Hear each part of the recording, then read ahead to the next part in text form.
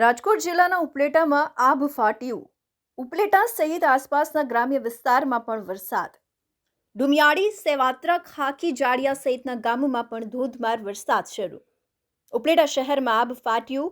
2 કલાકમાં 5 ઇંચ વરસાદ વરસ્યો.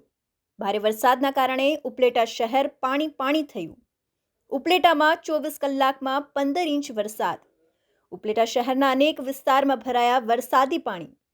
જકરિયા ચોક, નટવર રોડ, અશ્વિન ચોક, કટલેરી બજાર વિસ્તારમાં ભરાયા વરસાદી પાણી. ભારે વરસાદના કારણે વાહન ચાલકોને વાહન ચલાવવામાં હાલાકી. વેપારીની દુકાનોમાં ભરાયા પાણી. લોકોને દુકાનમાં ભારે નુકસાન. નવ વાગ્યાનો વરસાદ ચાલુ થયેલ છે. અત્યારે લગભગ દુકાનોમાં પાણી છે. અત્યારે ધીરે ધીરે નિકાલ થાય છે. ફૂલ વરસાદ આવેલ છે. 6 થી 7 ઇંચ વરસાદ આવેલ છે. નુકસાની કેવી છે?